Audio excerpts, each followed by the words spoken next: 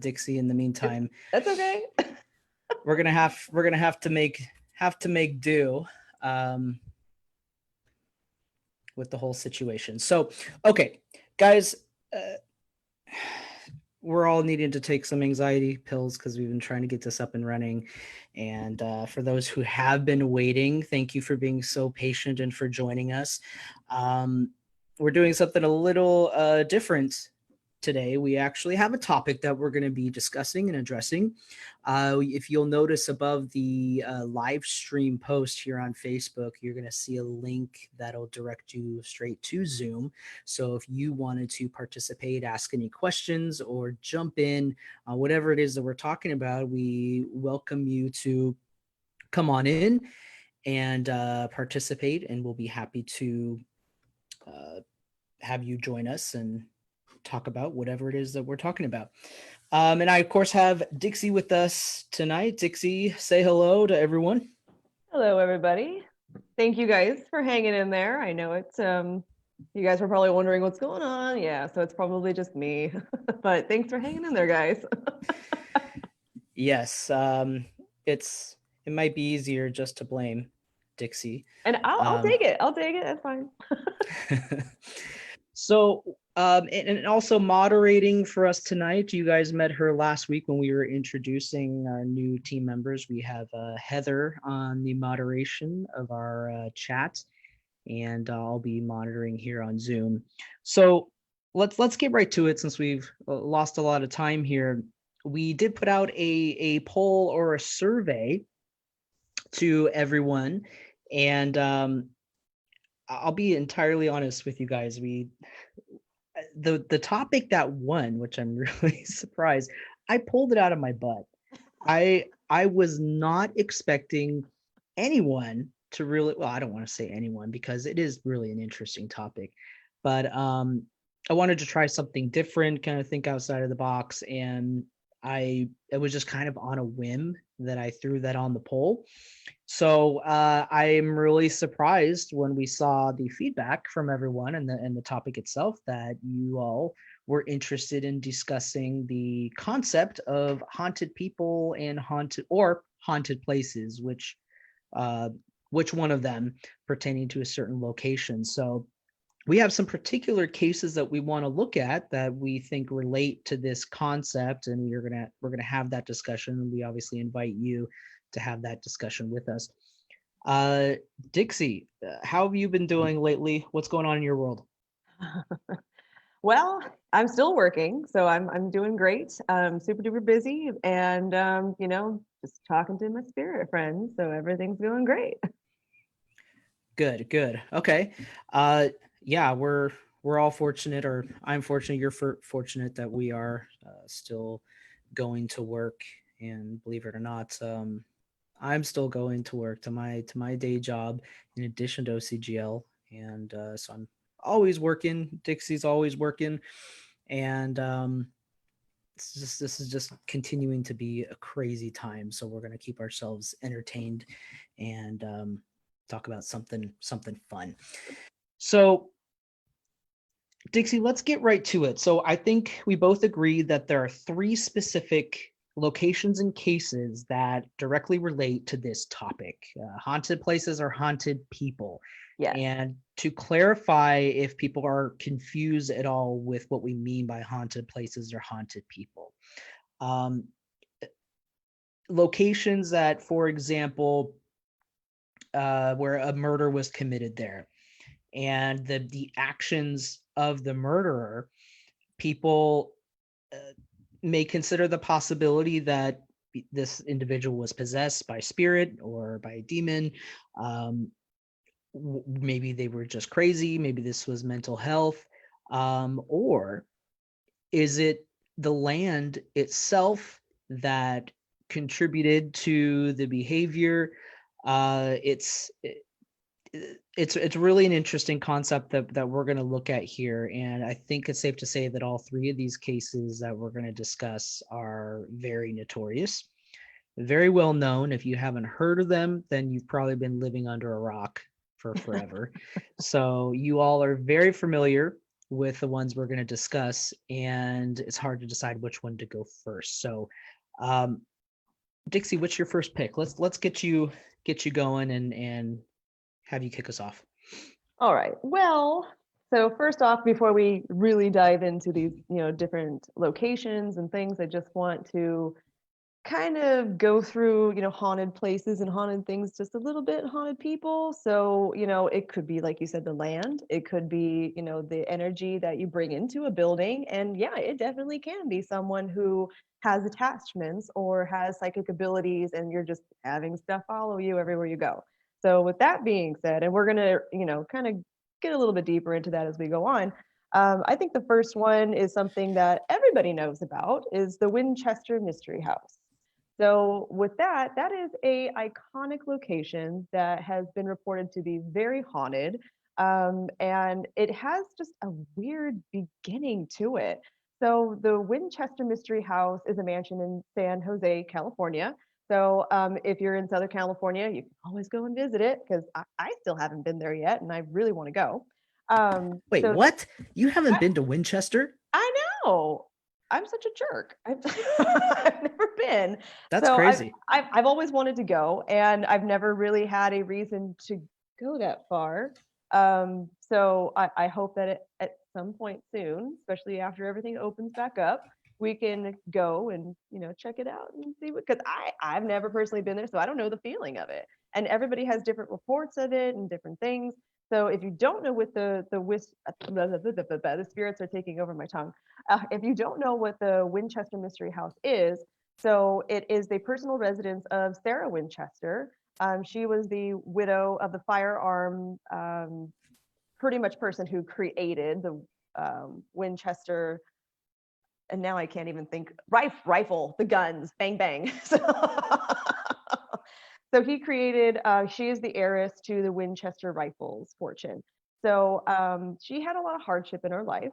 Her daughter passed away from an illness when she was a child, and her husband actually passed away of tuberculosis. So after her husband passed away, she's grieving, and then now she's, her daughter's gone, her husband's gone, you're by yourself. What do? Well, you go to a psychic, apparently. You go to a medium, and a really bad medium at that, because the medium tells her, hey, guess what, chick? You're haunted, and your husband is now channeling through me and is telling me to tell you that you need to go on this crazy trip and build this crazy house, and you can never stop. You just have to keep building it. And all these spirits that are, angry about being killed by the Winchester rifles are going to be haunting you. So you really need to build this house. And this is what her husband is saying through this channeled medium, which it's just craziness to me. I don't know. Well, I hope she didn't pay her a lot of money, because I would want my money back. And this is me being a psychic and a medium. So insane that she listened to this medium and went, yeah, I'm gonna go do that. I'm gonna go build this crazy freaking house and have all these spirits who are trying to haunt me, because she felt terrible that she was the heiress of the rifles that killed a lot of people. So I'm just going to defer them and keep them at bay and just keep building on and building on and building on. And this house that she reportedly kept building until her death day. I mean, it's just craziness. I'm looking at the, how many, oh my God, there's so many rooms and so many things. I can't find it. There's just so many. I mean, it's got like crazy staircases into nothing. You open doors and it goes nowhere, or you open a door and it's a wall. I mean, it's just like a really weird labyrinth of just craziness. And people have been reported of feeling all kinds of apparitions there, feeling emotions, feeling all kinds of, different energies. And it's reported to just be a really crazy place to go if you're, an adrenaline junkie for spirits. It's definitely going to be the highlight of your life, and that's why I want to go. I've never been, so it's definitely a interesting place. But I feel like maybe she was a little haunted. Maybe she did have a lot of guilt, and she was in grieving. So she had a infant daughter that passed away. She had her husband that passed away. She's by herself. She took some bad advice, and that, I think, she created a lot of that energy that was attached to her. So maybe the people that died from the rifles, bang bang again. My God, I can't say this. But those people, maybe they didn't care, and then maybe because she put so much energy into it, then they're like, oh, maybe we need to go and check this woman out. So I don't think this particular one wasn't the land. I think it was a little bit of the building and a little bit of her being haunted herself. So I don't know, Chris, do you have an opinion on that? What do you think? Yeah, and I kind of view this house how I view the Grand Canyon, and it sounds really random when I say that, but I went to see the Grand Canyon when I was a teenager. I went on a road trip with my dad, and at the time, my dad was a total nerd bomber about it. The Grand Canyon was really exciting, and as a kid, I didn't appreciate the Grand Canyon.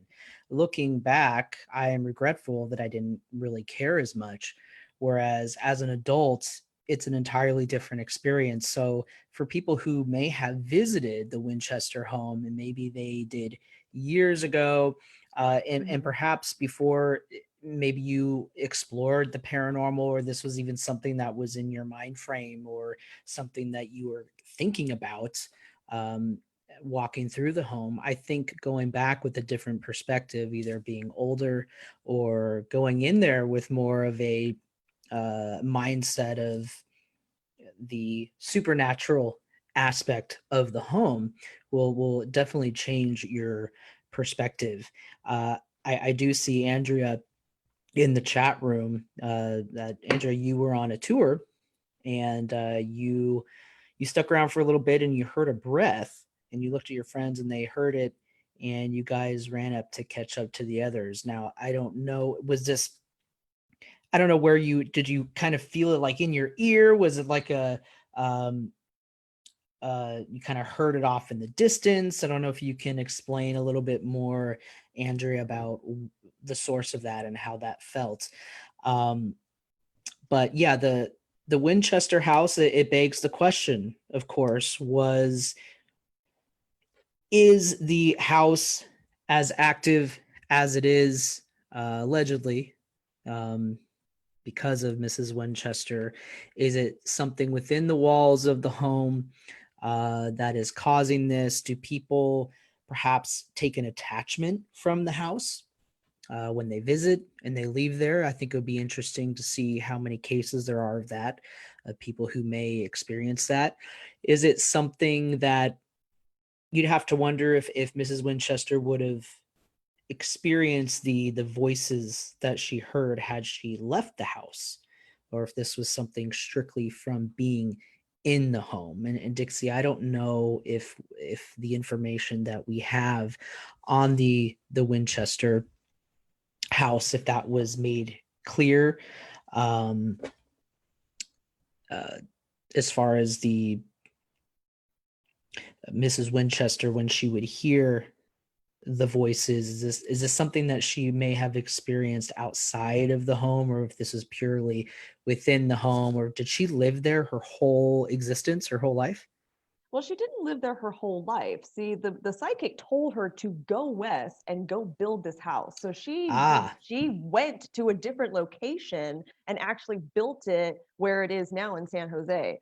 So yeah, I mean, after her husband passed away, that's when she went to a psychic and she's like, you got to get out of here. You got to go west.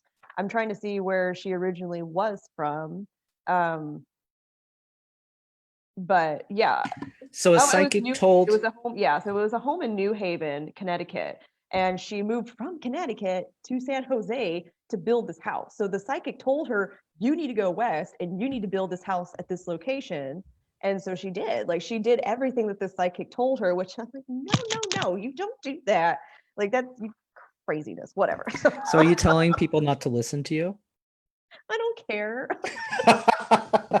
You can listen to me, you can not listen to me. I will give you the truth. I'll give you what, my interpretation of the truth is, and you have the ability and you have your opinions, and take what you like and leave the rest. That's usually what I tell people. You don't have to listen to me, but it's up to you. But for this woman to be so like no, you need to go out west. Your dead husband is telling me that you're an awful human being and you need to stop what you're doing and spend all your money on this house. It's insane. She spent over $5 million at the time. So this is in between 1886 to 1922. This house was in construction until her death day. And in today's terms, it would be $71 million today. So Whoa. that's a lot of money to go out west and buy this house because a psychic told you to. You know, I hate them to give us a bad name. So please, guys, don't do that. If some psychic tells you to go move to Hawaii and build a $1 trillion home, unless you have the money, whatever, it's, you know, Hawaii. But don't listen to people that are, it's just obvious that she was trying to steer her in a wrong direction. Who knows? Maybe the psychic had a vendetta against her. Maybe one of her relatives died from the Winchester rifle. I don't know. But it's just kind of weird that they would be like, hey, your dead husband wants you to go out west and build this crazy house to capture all these ghosts that are trying to get you because, you know, you had nothing to do with being born into the family of the Winchester, but they're after you. So, you know, go build yourself a crazy home. I just don't think it's this is craziness. I don't understand people that take things to heart like that, but she did. And yeah, she spent a ton of money. So her entire fortune went into this house. And it's huge too. It's 24,000 square feet. That's a huge property. I mean, just there's 2,000 doors and only 160 rooms. What? Like there's just random doors. But yeah, so it's just crazy construction, and you know, she was paying the construction workers pretty good. So that's why the day she died, they just dropped their tools where they were and just walked out. They're like, okay, we're done. Yeah, the paycheck stopped. Yeah. That's really and I don't expect that we were able to obtain this information, or if anybody really knows this information of who exactly that psychic medium was. I was just some chick from Boston. It just says it was a psychic from Boston. So, you know, you Boston psychics, knock it off. some chick I'm some sure you're chick from fine. Boston. It's just some random medium from Boston. Well, you know, Winchester is notorious, and I think this is a prime example of the concept of a haunted person or haunted place. And I think in this situation, this is something that we will never know. I mean, were there any mental health issues in play here with Mrs. Winchester? I think it was just more grief. I mean, she was grieving and she took some bad advice and she had a lot of guilt on her. So she was haunted by her own guilt, and she was haunted by the things that her family had done that she had nothing to do with. So I feel like that's where she's haunted in that comparison. It's from her own guilt and her own grief. That's where she's haunted from. Because I don't think her husband told her that. I would not, I don't know. I've never like dived into this, but I doubt that her husband told her to go build this crazy house. I don't think he would say that to her. So, you know, I think it was just her own personal grief and despair that caused her to go out here and listen to some crazy psychic and go build a house. But, you know, everyone has a different opinion on it. Yeah, this is definitely a very fascinating house. And if at the very least, if you're not interested, and I don't think anybody listening right now is not interested in the paranormal, hence why you're here. But if you're trying to convince somebody to go with you, or at least just to check it out, at the very least, the house is worth it to see from an architectural standpoint, from its historical standpoint. I mean, it really is something to see, and there's nothing creepier than walking up a set of stairs to be met by a door that leads to nowhere. Or a So, ceiling. yeah, if that doesn't creep you out on its own, I mean, I don't know what will, but I would personally recommend. I've been there twice, just for the daytime experience and the walkthrough, and it's something to check off the list. For sure. Did anything happen to you there? Do you have any personal experiences that happened while you were there? You know, I didn't. And as I was mentioning earlier, this was a long time ago. So this was, I would say, maybe when I was 18. Okay. So when I was 18, I didn't appreciate it as I would now. I mean, it would be a whole other experience. So I was just in a different mindset then, and I would like to experience it as more of a grown adult and to get it just a different vibe there. I can't speak for it, its paranormal activity. I again I haven't been there to experience that, so I can't speak to that. But the stories and the reputation of the home, I think it's definitely something that everyone should check off Well, the list. you and me can go together then, and we can go Let's experience it go. together because I've never been, and you want to go again as an adult. So, we should go and road trip up there and just go to the Winchester house. I agree. I agree. It's definitely something that should be seen. So Winchester's definitely one of those locations that we wanted to touch on. And if anyone has anything else to contribute for the Winchester House, for those who don't know, it is located in San Jose, California, Northern California. It is hugely notorious. If you don't know anything about it, look it up, research it, check it out. But it does have a really interesting backstory. So the question remains, Dixie, what is your final rule on that in your opinion? Haunted location or haunted person? I think it's both in this case. I don't think it was the land, but I do believe that she was haunted by her own stuff going on in her personal life. And from that, building this location specifically for spirits, I think it attracted them to this location, whether they had anything to do with the Winchester rifles or not. I think it just attracted them there because that was the energy that she was putting into it, is this is going to be a location that traps the spirits. So I feel like because she was haunted in her own grief and had her own stuff going on, that guilt and that trying to get those, because she thought that the spirits were after her. She thought that they were coming to get her and kill her in the night. So she thought, I had to build this crazy labyrinth to defer them from finding the room that I'm in and kill me. So with that kind of energy that she put into it, I think she attracted a lot of those spirits there, which caused it to be a haunted location. And people, they're going there now experiencing things, and they're bringing their own spirits with them. They're bringing their own, attracting more stuff to the house. So the more visitors it gets, the more energy is coming in, and the crazier it's just going to get. So I think it's her being her own haunted person, and I'm sure she had spiritual attachments. I'm sure she had other stuff going on. I mean, why would she go to a psychic? I'm sure she had other spiritual things happening in her life that she wanted answers to. So she was probably a haunted person herself. And then building a haunted location on top of that, it was just crazy recipe for spiritual activity. So I think it's both. Yeah, I think I'm going to side with you on that one. I think it is a combination of both. Um, it's really hard to say, especially with the case this old. We don't really have any, and as we know, mental health plays a big part in things like this, and we don't know the extent of Mrs. Winchester's psychological state. But with the information that we do have, generally speaking, I agree. I think it's kind of a combination of the two. And for those in the chat who are chiming in, we would love your feedback. Haunted person, haunted place, and give us your feedback and your vote on that, and see what you guys think.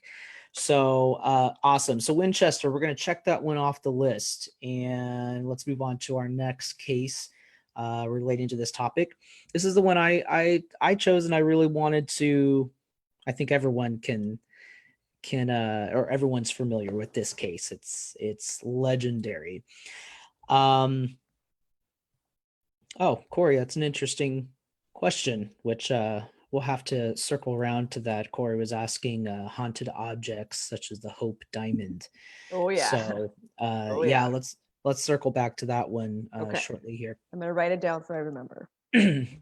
um, so the one I wanted to touch on, this particular case, this would be the Amityville Horror House. And this one is notorious. There was a movie on it. I think there was one in the 70s, and then they did a remake, I want to say early 2000s. Yeah. On this particular case. And Dixie and I were talking about this earlier because this has always confused me. The movie, and anyone who's listening right now or chatting, please correct us if we're recalling this wrong.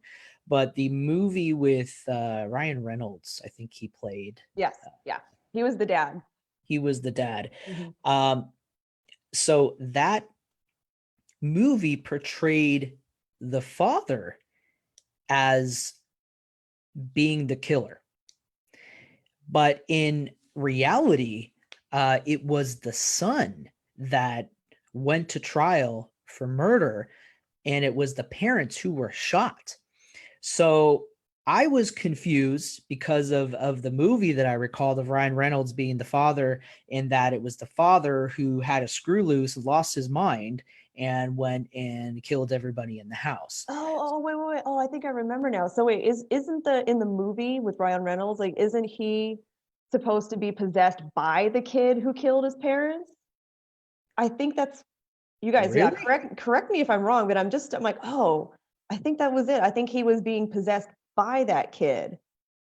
I think that was the whole I don't know. You guys, you you probably know it better than me, but I don't know. I'm vaguely remembering something like that where he was possessed by the spirit that murdered his family prior in the house before in the when you know when the kid killed his family and then Ryan Reynolds' family moved in and then he became all possessed by the energy that was there and I think that's I'm pretty sure it had something to do with that. You guys would probably know better. Yeah, and I see Corey, you commented the original, so the 70s movie, the original was with James Brolin. So Mhm. was James Brolin the father? And did the father murder the family? I don't know if it was the same concept as the Ryan Reynolds. That's where we got confused, and that's where I was getting confused. So just to kind of summarize the Amityville Horror, um, Corey said it was based on the murder prior. Okay, that's yeah, that sounds right. Okay. So yeah, Andrea mentioned she remembers the second movie was different. So maybe they had different storylines. So this happened in 1974 on November 13th. Ronald Butch DeFeo Jr., so this would be the son, he shot and killed 6 members of his family in the address of 112 Ocean Avenue. And I believe that house was recently up for sale. I wonder if anybody bought it. I probably would buy it. And so it was this big family. They were living in this picture perfect house, this suburban area. And apparently, let's see here. So DeFeo, the son, still, I guess he claimed for the longest time that he was not the one that committed the murders and that he had an accomplice. That this random person had, well, not random, but his accomplice showed up at the house, put a gun against his head, and forced him to watch as he killed his family. I don't know if they portrayed any of that in the movie, but this is the son's story as to what happened. But eventually, it turns out that DeFeo Jr., the son, after about 24 hours, he eventually gave in to law enforcement, and he confessed, and he said, quote, "Once I started, I just couldn't stop. It went so fast." It's like me So eating cookies. I just can't stop. um and Jennifer Jeeves commented in the chat, the movies are actually based on the book from 1977 by Jay Anson. Yes. So I think, again, what we're confused about here is, did the movies portray the murderer being the father or the son? So that's the confusion here. So DeFeo Jr., the son, was eventually arrested and he was sent to trial for the murders.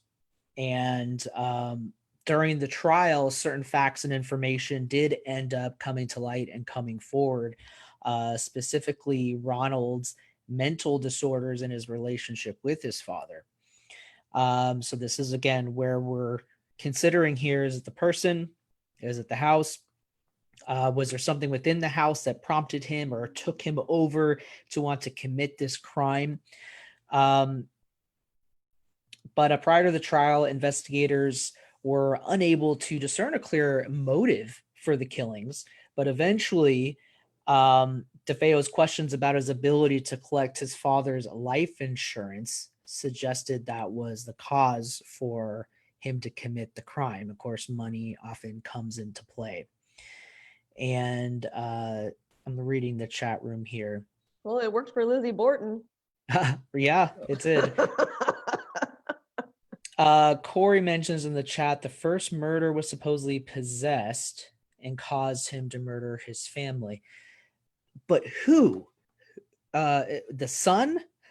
I think it was the son. I think it was the son who was possessed and killed his family.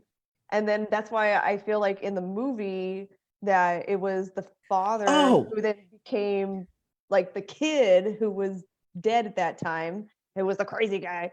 Then he possessed him to kill his family. I think that's what the connection is. That's what I was just going to say. So maybe the Ryan Reynolds movie was another family that moved in. Mm-hmm. And that father became possessed. You would think that we would know.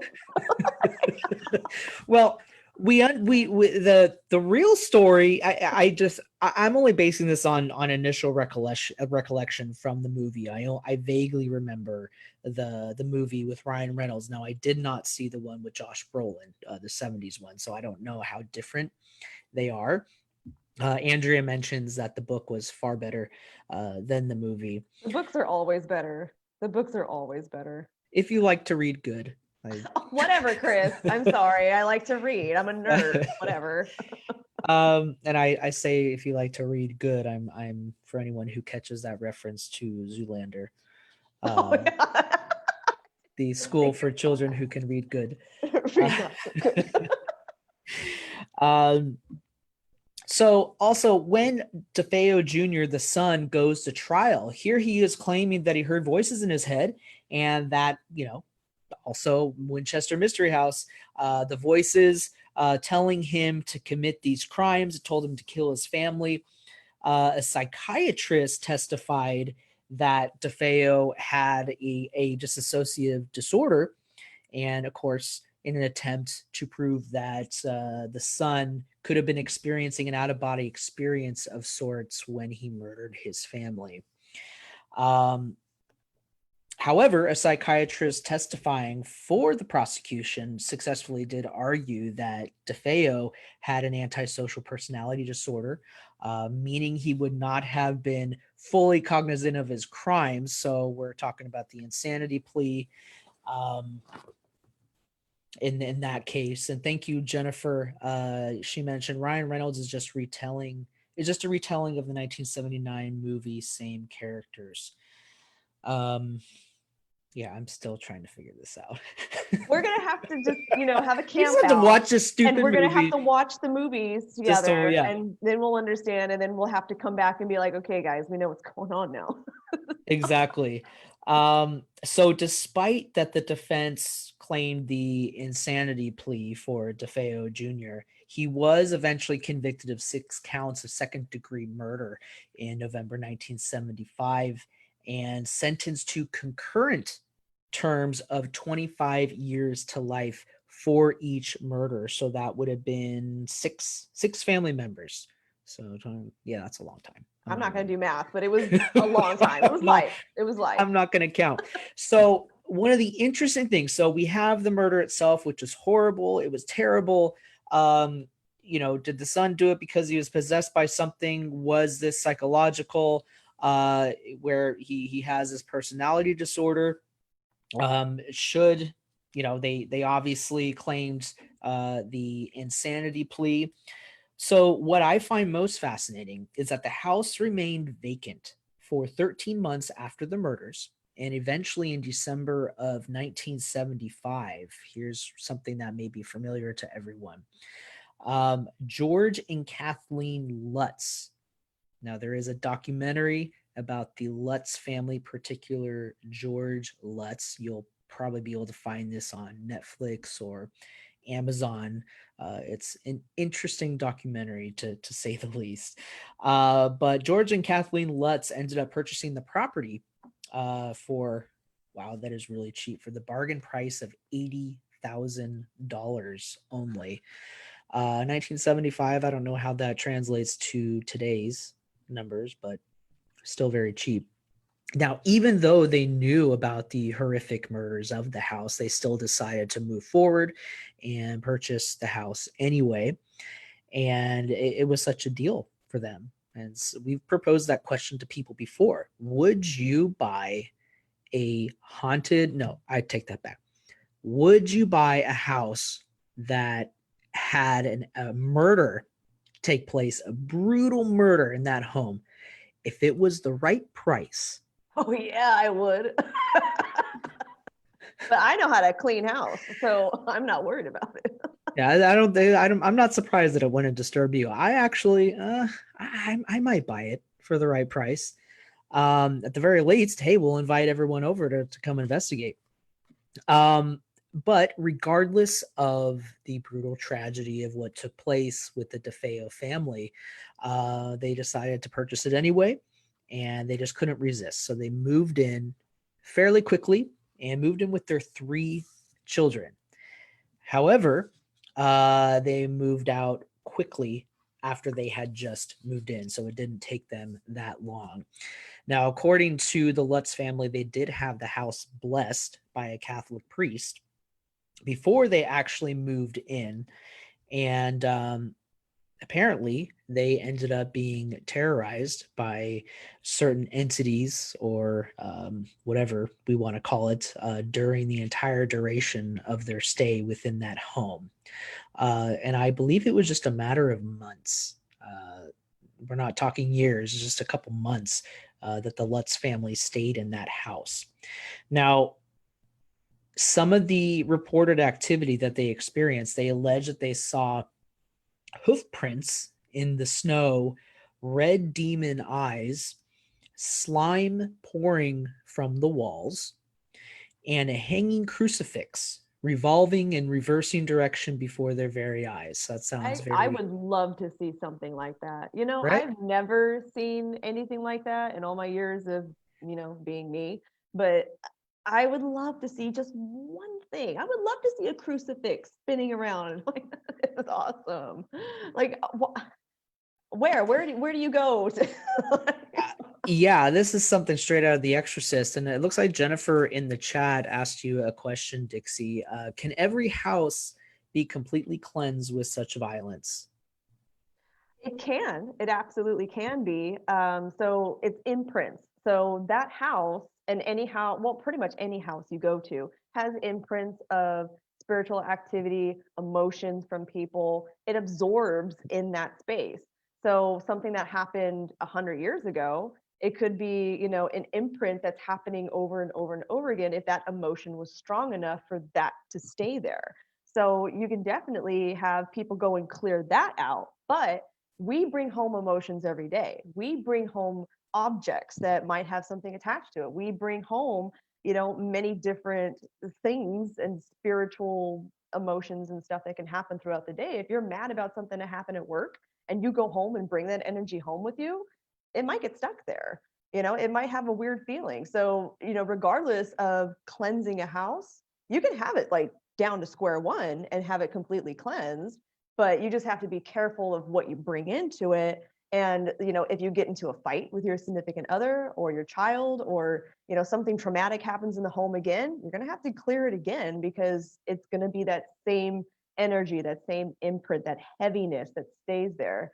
So I usually tell people after house clearings, like, be mindful of when you come home, what the emotions are going to be when you step through that door. I have to check myself every single time before I walk in the house, because I don't want to take home anything with me, just an emotion. I don't want to take that home with me. So, for everybody out there, just, take a couple deep breaths, calm yourself before you go in the house.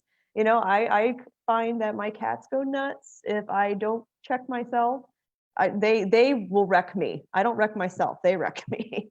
So I usually have to deal with them fighting each other or fighting me or scratching. Something crazy will happen. I'm like, I'm going to go outside. I'm gonna calm my ass down, and then I'm gonna come back in here and everything's gonna be great. So I gotta check myself.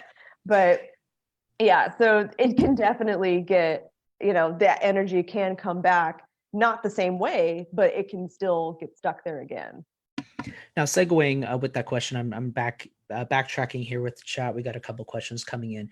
Andrew, who was asking a question earlier, it is an interesting question. In fact, he said, if a person is haunted in life and they die, do they come back? Well, you can't come back haunted, but do you automatically haunt?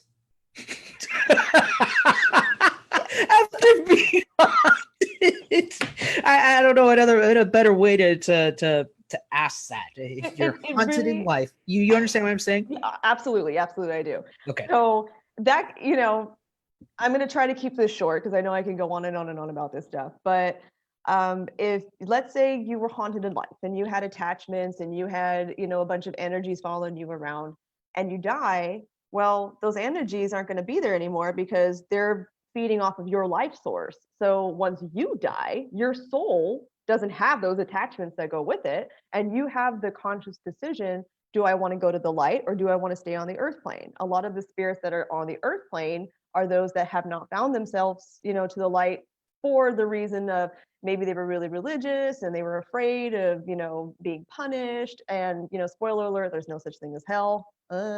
So, this is just a big learning. What are you talking about? I already have front row VIP to hell. Well, we're sitting in it right now. So yay, we're in hell. Exciting. But yeah, so the earth plane is pretty much hell, and you got to go through hell to get to heaven. So I love telling people that, because, and you can believe me or not, that's totally fine. But there's many reasons why a spirit would not want to go to the light, because they're afraid of punishment, because they want to stay with their family's grieving, they want to hang around them, they want to try to comfort them. Maybe they have some unfinished business that they're trying to, maybe there's some financial stuff that they're trying to get in order. So there's many reasons why a spirit does not want to go. So they can stay earthbound. And everyone has a decision when you leave your body: do I want to stay earthbound, or do I want to go connect with source? So, I know, and I'm going right to the light. I'm not going to mess around with this. I'm done with this earthly crap. So I'm going to go straight to source. But there are those who kind of stick around. So that doesn't mean that you're a haunted soul. That just means that, you don't have those attachments anymore. And well, this is kind of the ironic thing. You actually look for a human person to attach yourself to, for an energy source. So that it is kind of a revolving door in that sense. If you choose to stay on the earth plane, you can't stay here for long. I mean, your energy is going to, deplenish. So you're going to have to feed yourself somehow. And that's how, earthbound spirits will get attached to people. So I'm just telling you now, when you die, go to the light. Don't get stuck here. Let's just go. That is good advice, actually. And we have Sherilyn had a really, and before we get back to the DeFeos and the Lutz family here about Amityville Horror, I want to answer this question from Sherilyn in the chat. She asked, so does a house or its land have to have a negative experience to become haunted? And I love that Sherilyn asks this question, because we do talk about this on our tours, specifically San Juan Capistrano. Mm-hmm. It is a common misconception that something tragic has to happen somewhere for it to be haunted. Yep. Yep. And the examples that I like to use for this, and I'm sure, Dixie, you have other examples, but for those who may have seen the movie Poltergeist or Paranormal Activity, those are two good examples. The first thing that people notice about both of those movies, especially Paranormal Activity, is that they're noticing that this family, it moves into a home in a cookie cutter neighborhood, specifically a brand new house, or a brand new house in a brand new neighborhood. And then they look at this and they think, wait a minute, how are all these weird, crazy things and chairs being thrown in these houses and things setting on fire and possessions happening, but it's a brand new house? And there's no evidence of anything horrible happening here. It's clean. There's literally nothing that happened here. But we also have to remember that there is a strong possibility that something may have been on that land Mhm. previously. Mhm. So again, is this land? Is it the people? Is it objects? So we don't know what these buildings or locations have been built over. But I mean, and Dixie, you could probably clarify. Spirit can be present, and not just because they died there, Mm-mm. Nope. No. or because there was a tragic murder. What are some reasons that spirit chooses a place? So it could definitely be a person. It could be, maybe they're following you. And it could be an object, and it could be the land. But I like San Juan Capistrano. I like the energy that's there. And, missions are kind of a weird thing for me because I have mixed feelings because, I'm very much in touch with like Native Americans, and I feel like, nah, they didn't do the best for the Native Americans. So I kind of have mixed feelings, but I know that their intentions were good. They just didn't know how to express that. But a lot of the times with churches and, positive places, nothing negative has to happen.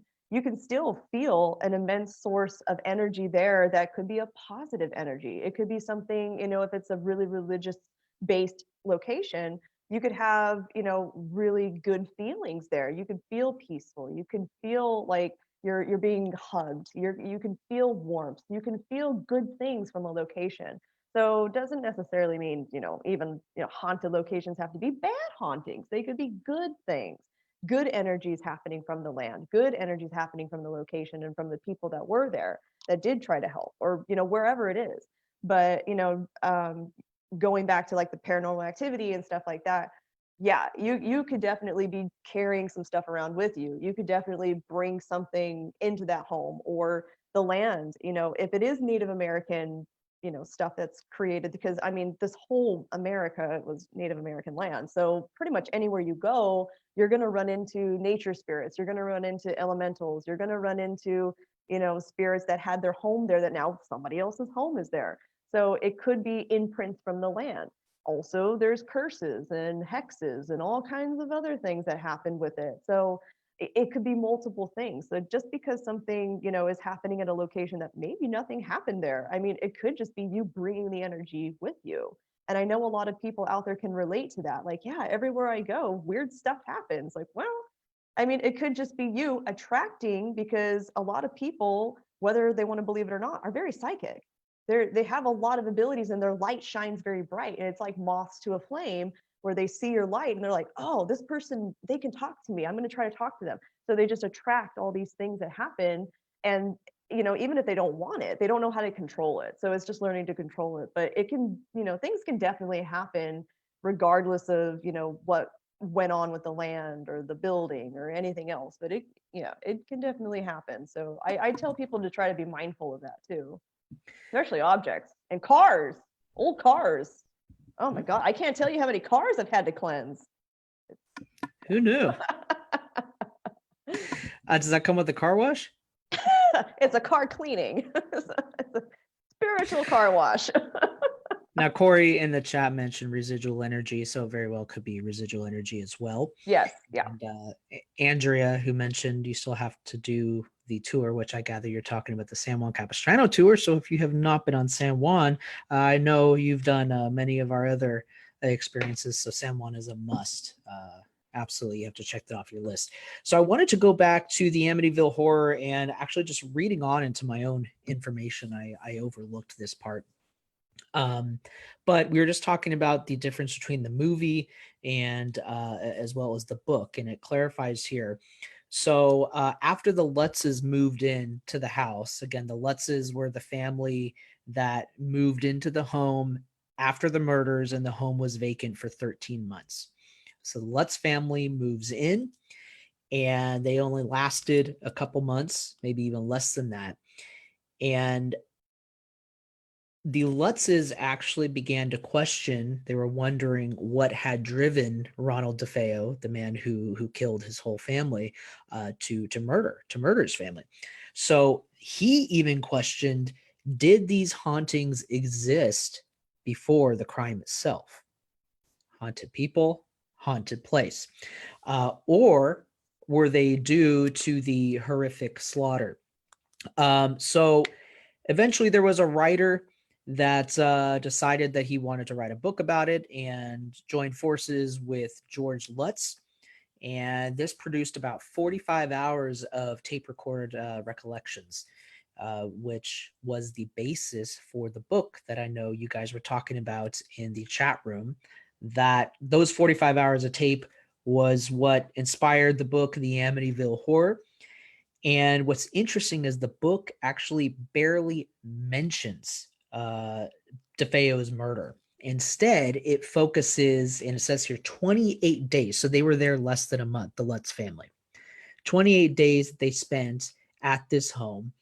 And it really chronicles just the events of the strange phenomena that they experienced in this home during that 28 days. So that's what the book was about. It actually had nothing to do with the DeFeo family murders. So that's good clarification. That's referring to the book.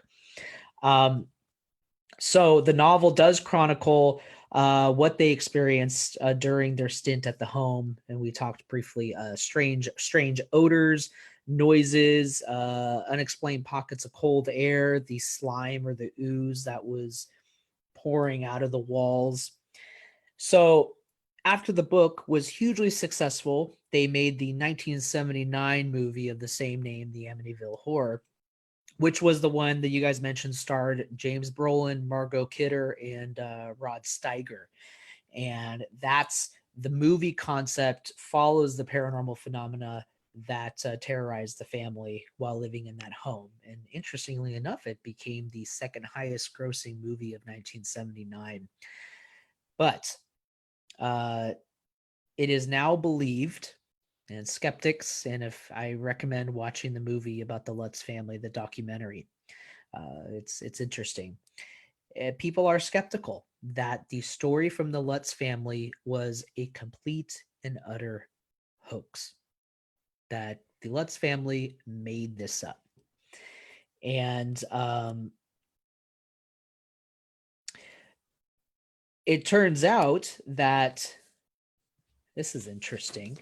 There are claims by the people who, or shall I back up? The Lutz family filed a lawsuit, and there was a countersuit filed for fraud and a breach of contract. And it was claimed that the couple, George Lutz and his wife, had wildly exaggerated their experiences, anything from a neighbor's cat becoming a demonic pig. You can't make this up. So, I mean, isn't every cat a demonic pig? I guess it is kind of safe to question George Lutz. I mean, how many people have seen a cat becoming a demonic pig? I guess I have. And I know this was portrayed, and correct me if I'm wrong, I believe the green slime coming from the walls in the movie was portrayed in the film. Interesting. Other claims have also been rejected. There was no apparent damage to the lock, the doors, the windows. Claims of cloven hoof prints in the snow have been rejected because weather records showed that it had not even snowed in Amityville that day. George, come on, dude. You got to do better. You're not doing too well here. However, Lutz apparently eventually admitted that the green slime story oozing from the walls was an embellishment. So he did end up admitting that was he was taking some liberties there. But the Lutzes do continue to claim that the majority of their narrative was true. So they pretty much hold firm to what they described, even if things like the green slime were exaggerated. But the couple was also hit by other legal troubles, and that's because the new owners who moved in after the Lutzes stayed 28 days. Uh, the new owners, Jim and Barbara Cromartie, they claim they experienced nothing paranormal, and they eventually grew tired of paranormal tourists, the people that were flocking the house, standing outside. I mean, who wouldn't? I mean, you don't want people, imagine people doing EVP sessions out in your front yard all day, all day long. Hi, you want to come in? Right. So the new family just wasn't having it. They had zero experiences of anything supernatural or paranormal in the home, regardless of the claims of the Lutz family. Uh, the new family would claim that paranormal tourists and just people in general would just show up at all hours of the night, and they felt that it was an invasion of privacy. I mean, I understand that. And they filed a lawsuit for the book that was published, and that they didn't want it to be claimed as a true story, and because they didn't feel that there was any merit to these stories. Well, then you shouldn't have bought the house. Like, come Yes, on. that's Like, true. they kind of knew that, That's like, true. this had a big thing around it. Then why would you even buy the house? That's true. That's a very good point. Um, so I guess at the end of 1979, the judge did dismiss the Lutz's claims and stated that based on what he heard, that it appears that a large extent of the book is indeed a work of fiction. And that was, I guess, the conclusion that he came to. Now, this is a legal determination, and nobody can, I guess, ever really say for sure if George Lutz in his story was a fabrication, if it was a hoax, um, or just to turn a profit. Um, what's even more fascinating is that after the Lutz family and after the next family, the Jim and Barbara Cromartie, that there were four other families that moved into this home following the years after that. And none of them reported any paranormal activity in that house. So, other than the fact that there was a horrific crime that was committed, and you don't have to be possessed to commit a crime. There are some awful people in the world. But really, when you look at it, the story and the claims of George Lutz for those 28 days of being in that home is the cause for the house's notoriety. There's every owner who has lived in that house since then still claims that nothing ever happened there. Nothing. Um, so I guess recently, and just a couple years ago, the house did go up for sale. It was listed at only about $500,000. That's pretty cheap. I mean, So compared to here in Orange yeah, County. I think they were looking at about to be specific, 565,800. They also changed the address, so they changed it to 108 Ocean Avenue. Oh, please. Like, people still can't find it. They know where it is. Changing the address isn't going to do anything. Exactly. So that case is one of my favorites in regard to this concept of haunted people, haunted places. I'm gonna rule on this one in my opinion, and anybody in the chat, please do rule on your guess. Haunted people, haunted places. I'm gonna rule neither. I think the crime of Robert DeFeo was a crime that he chose to commit. It was awful, and is probably going to go down in history as one of the most brutal murders in this country, and it still to this day withstands the test of time for one of those legendary crimes. And George Lutz, I mean, we weren't there, so we don't know if he legit saw a cat pig demon Man, bear, pig. a cat, pig, demon, or slime going down the walls. Or I know there's the infamous photo of the child under the stairwell. That's something many people have probably seen at some point. Um, so we're really relying on the accounts of George Lutz, and he has been in some regards proven to have been embellishing these stories. So my rule, my opinion, neither. Not a haunted place, not a haunted person. Robert DeFeo was a very disturbed man who killed his family. Dixie, what are your thoughts? I feel like the Lux, I don't think anything's there. I really don't. I've never been there.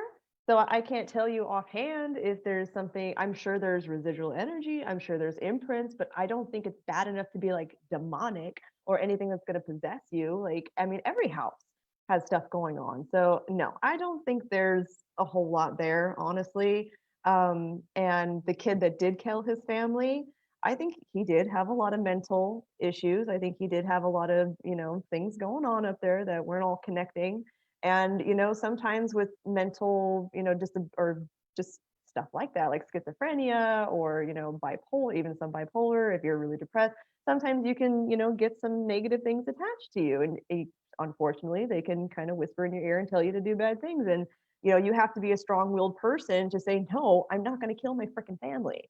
So, with the mental issues that he had, along with he probably had some attachments because he was stinking thinking all the time, then yeah, I mean, he might have been a little haunted, but I don't feel like he was full blown, like, possessed. I don't think he was possessed.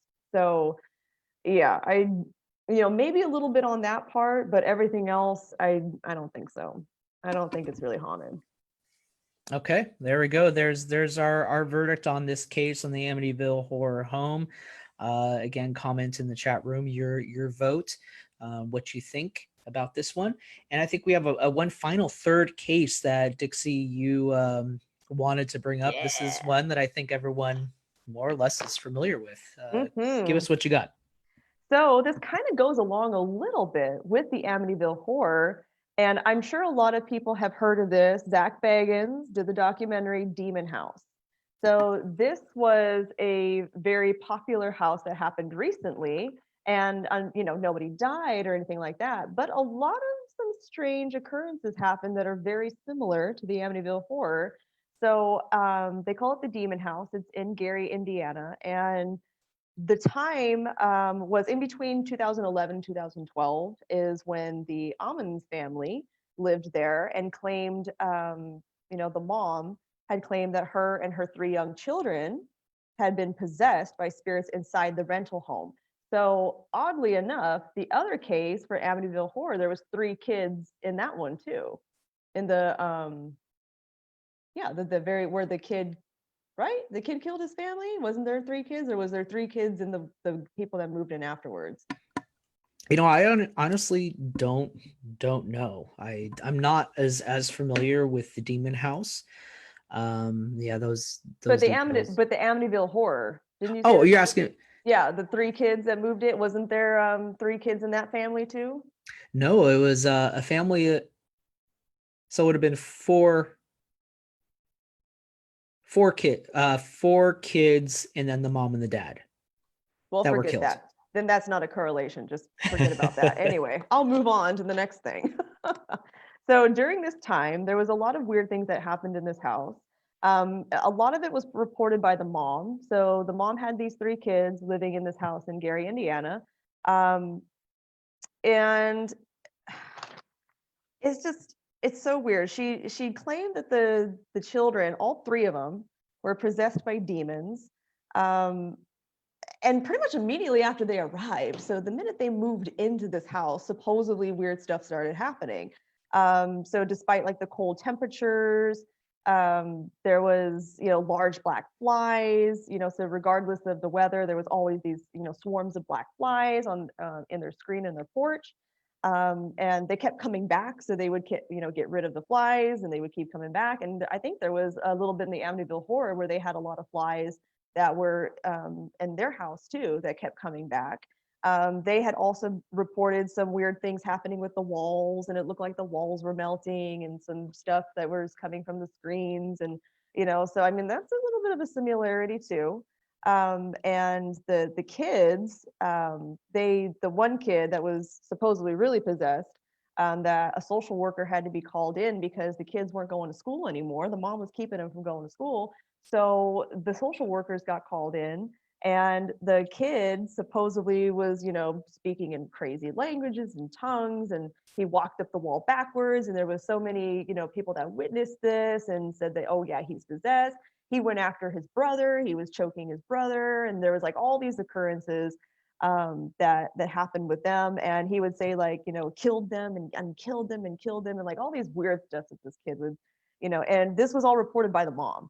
So I mean, I don't know. I kind of feel like it's a little ridiculous to have claimed that all, your kids are possessed by demons. Even she was possessed by demons. They That's had, pushing it. Yeah. yeah, like everyone's possessed by a demon there. So she had a priest come in and do exorcisms with her and exorcisms on the house, and they were still experiencing stuff. And I mean, it even got so bad to the point where child services intervened and was like, you're not sending these kids to school. And there's been some weird reports of this kid walking up backwards on the wall. And you don't have a job. So we're going to take your kids from you because this sounds like neglect. And I think she actually was tried for child neglect and lost her kids for a good 6 months. And then after she finally got them back, she, eventually they came back into her life. They had moved away from this house, moved into a new house, and then supposedly everything was fine. So I don't know what was going on there. But even the the police officers and some the priest that was there was like, oh, we were so sure that she wanted money, and that's why she was trying to draw all his attention to her. And the priest then said, well, I thought that at first, but then I saw all this weird crazy stuff happen, and now I'm a believer. But I mean, I don't know if I believe that one, guys. I feel like there's some weird attention thing going on there, and there's so many similarities from the Demon House to the Amityville Horror. And I'm sure a lot of you guys saw the documentary that Zach Bagans came out with, The Demon House, and to the point where after they moved out, squatters were living there at the house, and he went to interview them at the house and asked them like, hey, what's going on here? Have you guys experienced any weird stuff going on? And they're like, no, like everything's fine. And then when they wanted Zach to go away, Zach offered him a little bit of money, and oh, let me tell you all about the weird stuff that's been happening in this house. How ironic that money makes demons appear.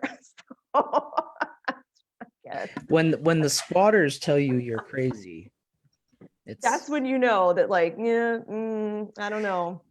Now, I didn't honestly, I didn't watch the documentary. And what year was this approximately? Was not the documentary, but the house, the family.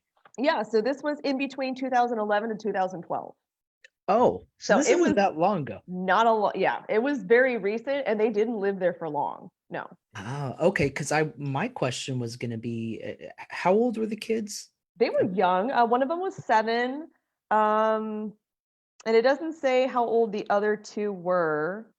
But they were fairly young. So they were all like under teenage years. So I mean, that's very impressionable. So if you're telling a kid, hey, you're possessed, that kid is going to think, oh, I'm possessed, I need to act crazy. So I feel like there was a lot of stuff being fed to them, a lot of, her trying to get attention. And, honestly, I don't think anything really happened there, because even the squatters said like, oh yeah, like nothing happens. Like, we've been living here for a long time and nothing's happened. And after Zach bought the house, then supposedly he got all this stuff and things were happening, which is like, I don't know, whatever. I have different opinions about all that, but he was so freaked out, he decided, I'm going to level the house. I feel like it's so demonic in nature that I'm going to level the whole house. And now even like the priest that had previously done the exorcist there is saying, don't even go to the land, because even the land is haunted. Like, even there's demons on the land. So I have a hard time believing all that. he did take the staircase, which is weird because if you're so afraid of this place, why would you take the staircase that was notorious in the house? Because they found some weird artifacts of some like voodoo looking stuff under the staircase. So he decides, well, I'm going to level the whole freaking house, but I'm going to take the staircase into my museum and, let everybody experience it. I will tell you, I have been there, didn't feel anything. So, take it any way you will. I feel like if you want to feel something, you're going to feel something. If you want to experience something dark, you're asking that to kind of like, hey, come hang out with me. I'm curious about this. It's opening yourself up to it. So, just be careful when you go to these places. If you do visit these places that are notorious or haunted or, have demonic, whatever with it, just be careful, because if you're going to open yourself up to that, even if that place doesn't have a demon, you might call one, to your attention, and you really don't want that. So, this one is just, it's a weird story. I have my opinions about it. I think the chick was just making stuff up. Just like the Amityville Horror, there's a lot of similarities, and I feel like she was just trying to get attention, really. I mean, and you guys can have your opinions about it, and maybe some people watched it and felt like, oh my God, this is a really because a lot of people reported feeling stuff through the TV, that they were feeling that these negative energies were coming through the TV as they were watching the documentary. And there's even a disclaimer at the beginning saying, you might feel some stuff in your own house. I didn't, but whatever, that's fine. So. Well, I find that very fascinating because, as I've always said, regardless of what I may think about Zach Baggins or what anyone thinks about him, what I will say about him is he's a good businessman. And I see this house, it's genius what he's done with this house. And the fact that he demolished the house means that there's no opportunity for anyone to attempt to validate the claims. So he's ridding the opportunity for people who may want to get some more information and to collect some data to remotely try to validate these claims. He eliminates that option. So it was a great publicity ploy. Yeah. And to erase the house from existence so nobody can counter these claims. And therefore, he's also allowing this house to forever live in infamy because nobody can challenge it anymore. And he's got that small little piece, that staircase in his museum. Exactly. But who can investigate that? I mean, there's so many other objects. How are you going to, bring fact or evidence, because there's so much stuff surrounding it in that museum that nothing's going to be, true evidence. So yeah, he's pretty smart. He created a brilliant story and something that people are going to continue to talk about. And he was able to take a piece of this house that no longer exists into a museum. You mentioned the disclaimers on TV when people watched it, the power of persuasion. It's brilliant. It's brilliant. And he's laughing all the way to the bank. He literally is. I mean, even the freaking Manson house that he bought, that was like $2 million, the La Bianca house. And that's a whole other story. That's a whole other thing. But yeah, he knows what he's doing. That's for sure. He does. Yeah. And the only thing, that's why I asked what year this happened with the family and the children, because my other thought was, what do the children say as they're older? So not much time has passed. And that's funny that you mentioned that too, because they already have certain deals with different, movie productions in the works. They can't talk to anybody until that comes out, because then that's like, releasing stuff that it's breaking contract. So even if anyone wants to go investigate, talk to them and interview them, they can't, because they don't want to talk to anybody, because they're going to lose their money if they do. So, come on. Probably sign some non-disclosures. Yeah. I mean, considering now that they're living in a house in Indianapolis and there's no reports of demons, and they're totally fine and clear of everything. Who'd have thunk it that you would just move and then all of a sudden everything's fine. So you know. Sounds like a brilliant ploy to create such a wild legend of a house, sell that as a documentary, sell it pieces of it in a museum. The disclaimers on the TV on the documentary is particularly interesting to me. So, your verdict in a couple words is what? I don't believe the house was haunted at all. I think a lot of it was fabricated to get attention and to get people interested, just like the Amityville Horror. She probably thought, hey, I can make a buck. So let's just make up some stuff because she didn't have a job at the time and she was going to lose her kids. So, I mean, desperate people do desperate things. And I don't necessarily think that they were haunted, but I think they might have attracted certain things to them in that whole process because they were opening themselves up to it. So, I don't think so. I don't think they were originally haunted. I don't think the place was haunted. I don't think the land was haunted because no one else in the neighborhood reported anything. So why would the land be haunted? One house, like that doesn't make any sense. So I don't think so. Nope on this one. Yeah, I'm with you there. This is just a brilliant marketing opportunity. Nobody will ever be able to correlate or to be able to investigate the house for themselves. It's gone. So he is going to be profiting off of this story for a very long time. And I'm seeing the comment here. Corey, you mentioned he's an opportunist, and we're referring to opinions on Zach Baggins here. Andrea, you mentioned that you went to the museum, the Haunted Museum in Las Vegas 3 times, and you didn't feel anything. I will say, the museum was pretty pricey. For one, it was a pretty expensive ticket to get in there, but I will give credit to Zach in the sense that I think he did a really good job with the museum.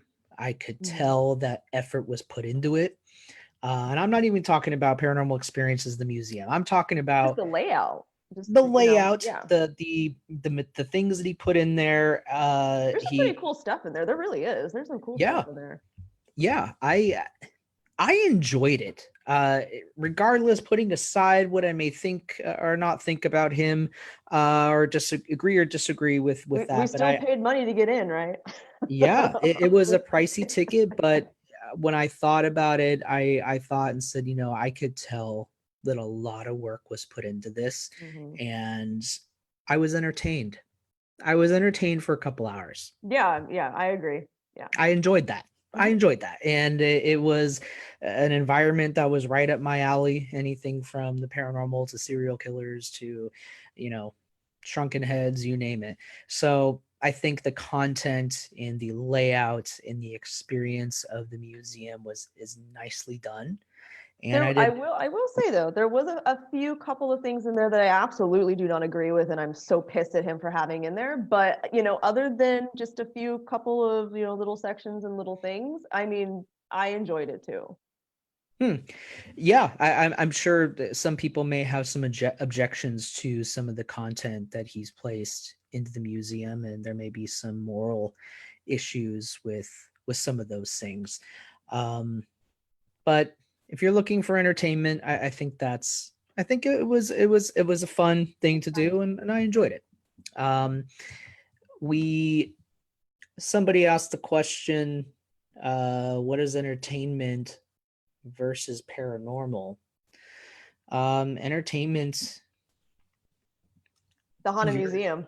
The Haunted Museum. That's entertainment. That's the when people want to compare what we do to Ghost Adventures, whatnot, and I like to tell people there's nothing wrong with enjoying those TV shows.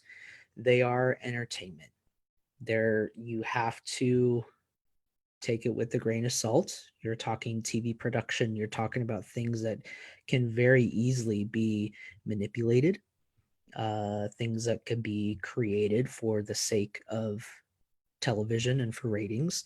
So you can't necessarily trust what is being presented to you because there's It's a production. It's meant to get you to watch the television show. So when people say I'm a big fan of that, and that's great, watch it for what it is. Enjoy it. Have fun, enjoy it. It's entertainment. I watch all of them.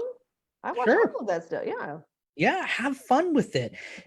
Should you really take those experiences and what they portray on television to the bank? Probably not.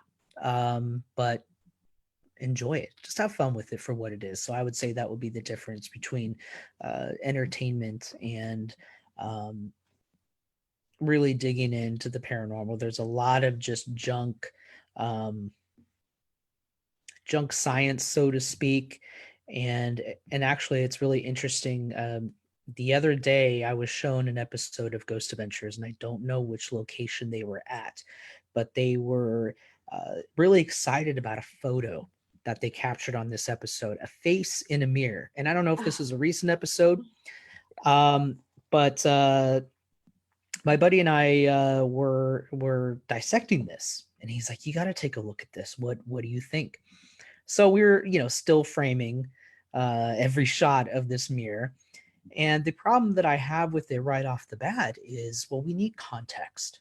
We need to know, we need to see what the environment as a whole looks like. And to be fair, they did do that. They said, okay, we're going to take some more pictures just as we did, and we're going to show you that, this wasn't here and that wasn't there, and it can't be this and it can't be that. But what I found interesting is that in one of the other photos that they took, they showed a series of Polaroids. And Dixie, did you see this episode? I saw. Yeah. Yeah. Okay. So I don't know if you remember, they had a bunch of Polaroids, and you need to compare them side by side. And they said they were just taking random photos, and eventually they caught this face of a woman or something. And what I noticed in one of the Polaroids is that I don't know if there's a better way to explain this mirror. The mirror was like a 3 pieces, like it has. Yeah. I don't know what the better description of that is, but the sides can be turned adjusted. You can adjust adjusted. it. Yeah. So in one of the Polaroids, the face is present in one side of the mirror, and then in the middle of the mirror, in another Polaroid, you see another anomaly in this photograph that looks identical to the one on the left, and if you flipped them, but because they're mirror reflections, in this, just it's hard to explain this unless you're looking at it. My point being is that they are not looking at those other anomalies in the frame. They're only fixating you on the face. And so their goal clearly is to prove the face, fine, but they're not dissecting more logical reasons to cause this reflection in the mirror. And that's what I'm saying is I understand they want to further prove that there's a face in the mirror, and oftentimes they're not going to really look at the big picture. So have fun with it. Yeah. And I would say too, with the difference between, my mind just went real quick. Hold on one second. It'll come back. What were we talking about? We were talking about the mirror and the No. Well, what I was going to say, entertainment. So the entertainment versus, real paranormal stuff is, real paranormal is an experience. So it's not something that you just, know is fake or know is, it's an experience. And most of the time it's your personal experience. So you're not, watching TV and getting their experience. That's entertainment. So if you're watching somebody else have their experience, that's entertainment. But if you're having a personal experience, that's paranormal. I mean, that's at least the way that I view it. So, going to Not Scary Farm and watching all this, scary stuff on TV, like that's entertainment. But having your own personal experience that you cannot explain, or witnessing something that you have no idea what that was, that's paranormal. So that's the way that I would separate the two. I like that. And actually, I couldn't have said it better myself. That's a great explanation of the difference. I agree. That's very well said. This is about an experience, and you're not going to get that in entertainment. This it's an authentic, personal encounter. When you're doing investigating or whatnot. So there definitely is a difference. I like what you said. I don't want to forget Jennifer, who commented in the chat. This is, in fact, a really great topic, and I think this is one that we're going to have to add to the list. Jennifer said, "What are your thoughts on the Shudder miniseries Cursed films? They discuss The Exorcist, Poltergeist, The Crow, The Omen, the Twilight Zone movie, how they were all cursed. People, the actors, the workers on the set. I think it was, I want to say, isn't The Wizard of Oz, shouldn't that be included in that set where somebody was hanging in the background?" Yes. Yeah, one of the Oompa Loompa, or not Oompa Loompas, oh my God. That's a whole different thing. The wrong movie. Lollipop Guild, I can't even think of it, but yeah, one of the actors, one of the little people, they were, supposedly in one of the original cuts where you can see them, they committed suicide and you can see them swinging in the background, but I can't find it. I've tried. I've actually tried. I can't find it. So yeah, but I definitely know what you're talking about. Yeah. And with those whole cursed movies and things like that, I absolutely believe that you can get, stuff attached to you from that, because you're putting that emotion into that character. You're putting that emotion into that scene. And so without you even realizing it, if you're not protecting yourself, you're opening yourself up to all that negative stuff. So, all that, crazy stuff that happened after The Exorcist, and a lot of people died and a lot of people were like cursed. I completely understand why anything like that would happen, because you're asking it, not 100% asking the universe, I want a demon to come possess me, but you're playing that character, you're playing that priest, you're playing that scene, that you're opening yourself up to this world that you're not even knowing. It's a subconscious thing, and things can get attached to you and things can start happening because you're not even knowing it, but you're opening yourself up. So yeah, I definitely believe that stuff can happen. Yeah, and I think that also ties in, Jennifer. And again, that is a great topic. I think we're going to have to take that and make that one of our episodes. But that also, I think, ties into the Curse of the Joker. The actors who've played Joker, Heath Ledger is the notorious one where he ended up overdosing. Is that what happened to Heath? Yeah.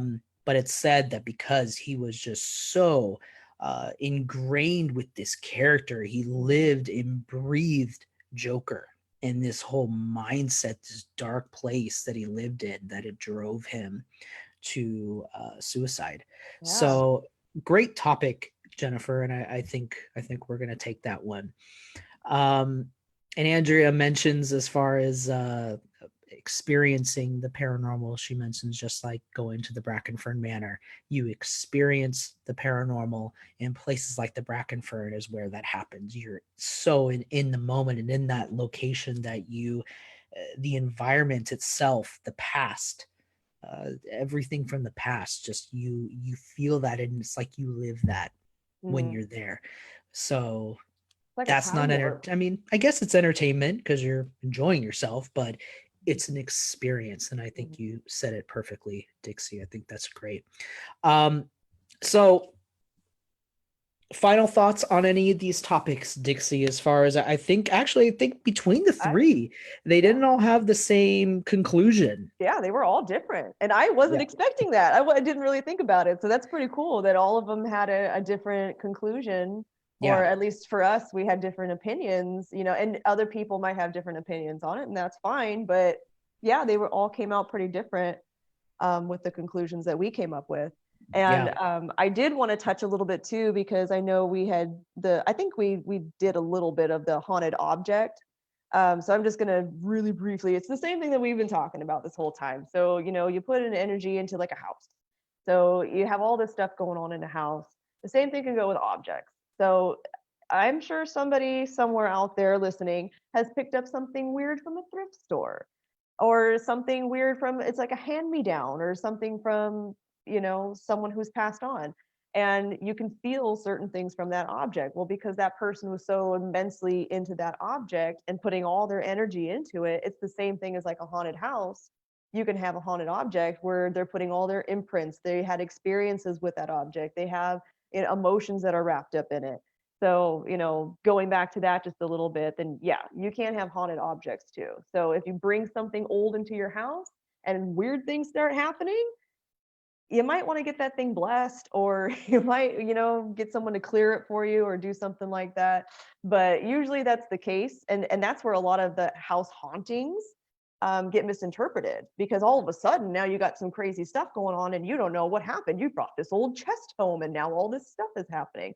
So, be careful of what you bring home with you too. So that can kind of tie in a little bit with the haunted places and people.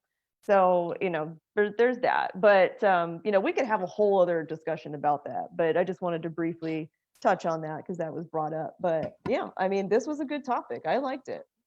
Yeah, it was really fun, and I think we got a lot more out of it than we were anticipating. And I think we both kind of went into this just organically. We kind of had our cases that we wanted to bring up without really prior discussing the depths of them.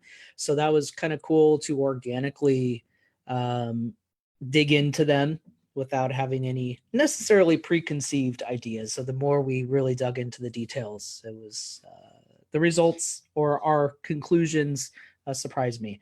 Yeah. So that was a fun topic. And we want to thank everyone for joining us. And again, I want to apologize for the late start to our show.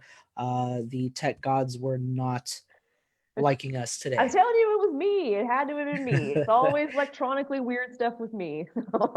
I'm sorry. So we definitely got a late start. And for those who did join us, thank you so much. And we really appreciate you coming in to talk with us. And we tried to be able to answer most of your questions and engage you as much as possible within a reasonable time frame here. But yeah, we'll put out another eventually put out another poll, see what kind of topics that you guys want to discuss, and we're interested in hearing them, and we may defer to the next in line topic, which I think the runner-up was Ouija. That was a big vote, and that's more of a controversial topic, and we don't avoid controversy here. We want to face them head on, and we want to talk legends of the Ouija, logic of the Ouija, pros, cons, anything. We want to hear your experiences if you had them. Did you play Ouija as a kid? I did. Who got lifted up and thrown across the room? whose tables were chucked? If you had an experience as a kid with the Ouija or as a teenager at a slumber party, we want to hear them. We want to hear what kind of crazy things you experienced. And that would be good for them to call in and tell us their experience too. That'd yes, be cool. We want to make that an opportunity for you guys to call us and tell us your experience. Good experiences, bad experiences, maybe you're neutral. Or if you have any questions about what happened to you, maybe I can help walk you through it a little bit and see what happened. So yeah. Another topic on that was a runner-up was past lives. That was another one. That would be an interesting topic. Oh yeah. You can run with that all day. And hello to Troy in the chat. So sorry you joined us. We were actually late with our episode as well. But you can definitely see the playback on this. It was a good conversation. We appreciate you being here and joining us. And this is a fun conversation. So guys, that's it for us tonight. And if you guys have any topics that you want to hear from that maybe we're not posting, give us, what you want to hear. So post them, here or on the OC Ghosts and Legends page or Instagram. Let us know what you want to hear about too, because we want to talk about what you're interested in. Absolutely. This is only as fun as having you guys interact with us. So we're feeding off of you and your participation. So thanks for helping us with the conversation and having great questions. And really, you guys have some really cool questions that I never would have thought of. So we enjoy it. We have a good time. We're going to wrap this up. We are done for the night. And come and join us anytime. We're going to be up and operating soon enough. And we're looking forward to seeing everybody at an event, a tour. and we're going to close out for the night.